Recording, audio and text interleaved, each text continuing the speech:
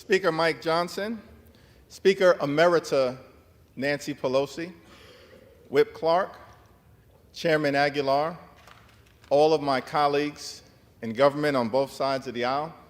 It's an honor and a privilege to once again stand before you as House Democratic Leader.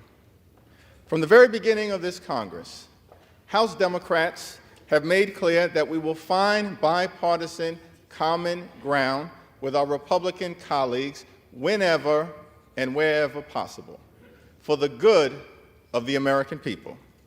And House Democrats have repeatedly done just that. It was House Democrats who provided a majority of the votes necessary to avoid a catastrophic default on our debt that would have crashed the U.S. economy and triggered a job-killing recession. It was House Democrats who provided a majority of the votes necessary to avoid a government shutdown that would have hurt everyday American. It was House Democrats who provided a majority of the votes necessary to secure $16 billion in disaster assistance for Americans whose lives have been devastated by extreme weather events. From the very beginning of this Congress, House Democrats have been governing for the people.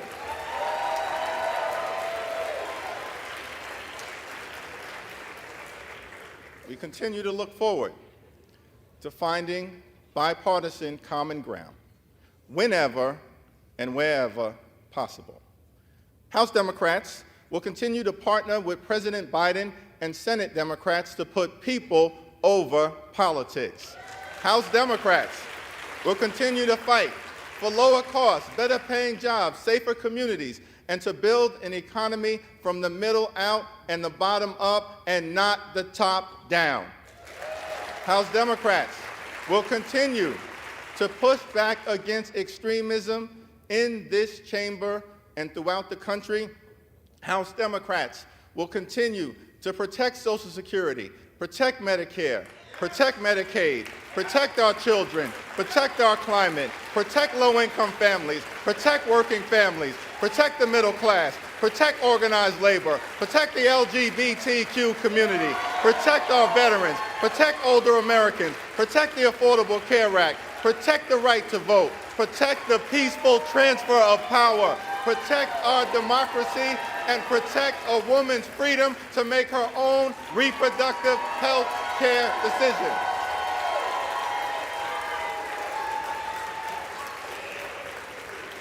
These are blue lines in the sand, and we will work hard to make sure that they are never crossed. We must also continue to stand by President Biden as he works to bring American hostages and Israeli hostages held by Hamas back home.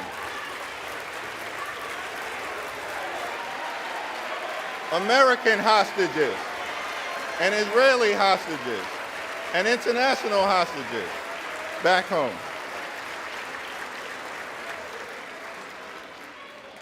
We must also stand by our friends on the international stage.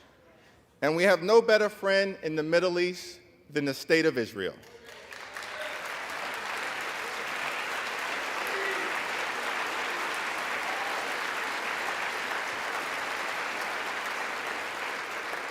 Israel has a right to exist as a Jewish and democratic state. The special relationship between the United States and Israel is unbreakable. Our commitment to Israel's security is ironclad, and Israel has a right to defend itself under the international rules of war against the brutal terror unleashed on its citizens by Hamas.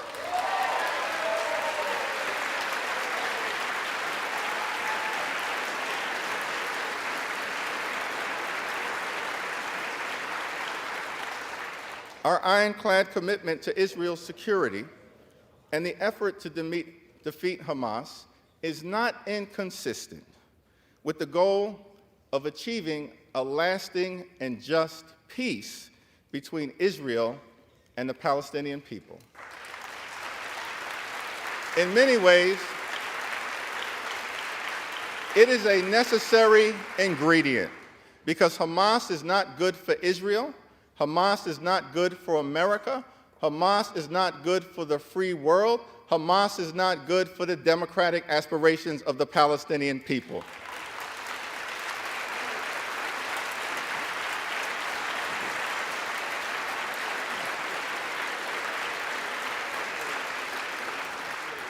We must also support Ukraine in its courageous effort to defeat Russian aggression. There are only two paths in front of us. We can either stand up for Ukraine or bow down to Vladimir Putin. That is not a difficult choice. We must stand up for America's national security. We must stand up for democracy. We must stand up for freedom. We must stand up for truth. We must stand up for the Ukrainian people until victory is won.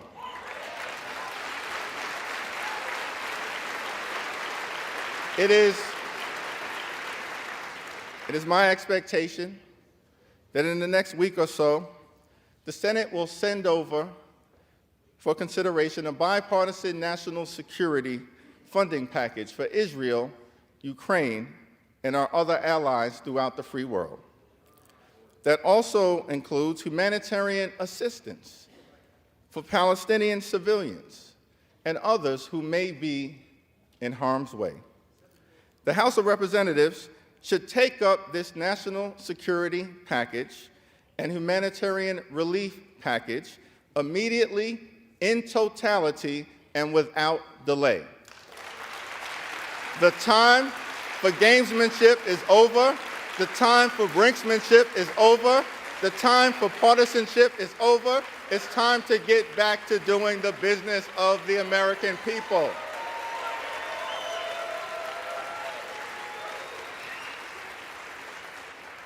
Let me conclude. Let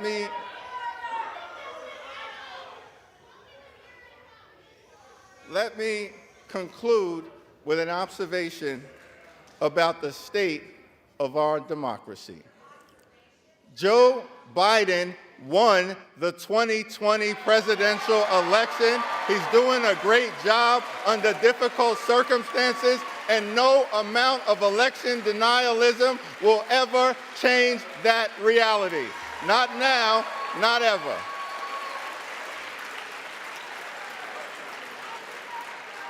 Throughout the years, presidents from Ronald Reagan to Barack Obama, Dwight Eisenhower to Lyndon Baines Johnson have spoken to this chamber and urged us to put aside partisan politics for the good of the American people.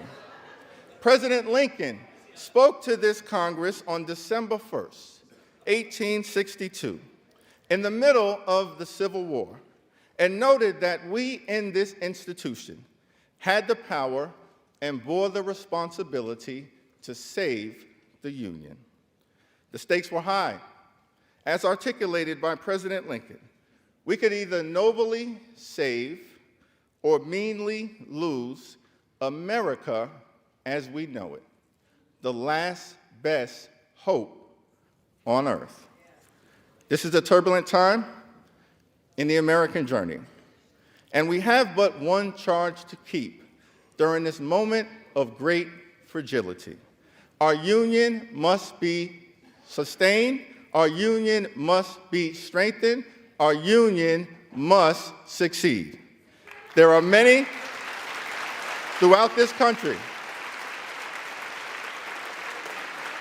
who are understandably alarmed at the turbulence of the moment, at the chaos, the dysfunction, and the extremism that has been unleashed in this chamber from the very beginning of this Congress.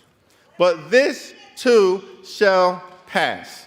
Our country has often confronted adversity, and the good news is we always find a way to make it to the other side. We faced adversity in the 1860s, in the middle of the Civil War, when the country was literally tearing itself apart. We faced adversity in October of 1929 when the stock market collapsed, plunging us into a Great Depression. We faced adversity in December of 1941 when a foreign power unexpectedly struck, plunging us into a world war with the evil empire of Nazi Germany. We faced adversity in the Deep South in the 1950s and 60s when the country was struggling to reconcile the inherent contradictions between Jim Crow segregation and the glorious promises of the Constitution.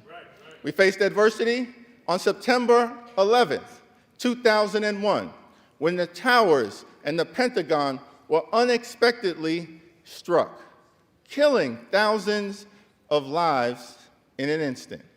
We faced adversity right here in the House of Representatives, when on January 6, 2021, a violent mob of insurrectionists, incited by some in this chamber, overran the House floor as part of an effort to halt the peaceful transfer of power. Every time we faced adversity, the good news here in America is that we always overcome. That is the power of American exceptionalism. That is why America is the land of the free and the home of the brave. That is why I remain optimistic about the future of this country. That is why America is the last best hope on earth. God bless you. God bless the House of Representatives. God bless the United States of America.